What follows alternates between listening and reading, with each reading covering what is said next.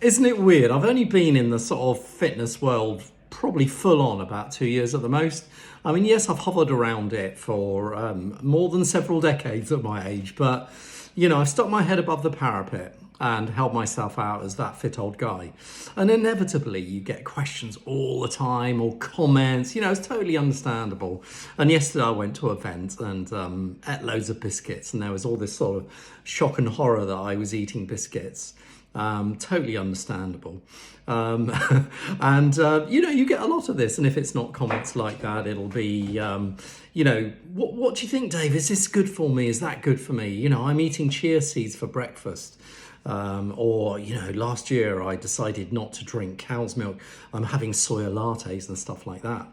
And it's all great and it's all commendable, and it's lovely that people want to improve their health. But do you know what? These little things really make stuff all difference on the grand scheme of things. And that I talk about the elephants in the room all the time, and the two elephants in the room are still calorie balance if you want to lose, gain or maintain weight.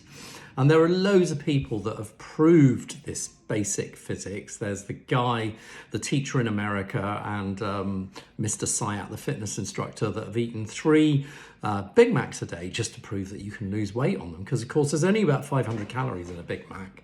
So for most of us, that is way under our needs.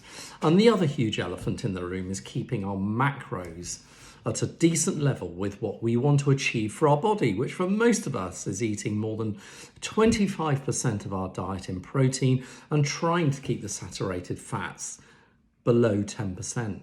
But beyond that, there's really not a lot more that you need to do about the macros. And unless you've got those 2 giant elephants in place, any amount of quinoa, chia seeds, soya, blueberries, drinking coffee, whatever it may be, is really going to have zero impact for you. So I suppose my only message is make a mental note of the things that impact you. I look at it as a sort of pyramid. At the bottom you've got your calorie balance, and then next you've got what macros you're eating. And when you've got that in place, you can start to get a bit fussier and just say, look, I'm going to eat just foods that are whole.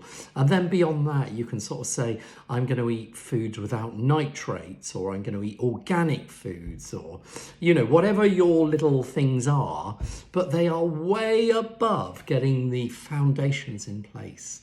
So when you're next thinking of making changes, or whether you should eat a Whisper bar or drink some Prosecco, just remember, are those 2 bases in place? And by the way, if they are in place, then you're going to know they're right, and you can have your beers and your Proseccos and your chocolates too.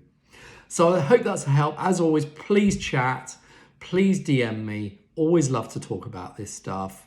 I'm going to be doing a big talk fairly soon, by the way, so I'll keep you in the picture on that. Okay, take care. Until next time, stay strong, fit, and eat well and enjoyably.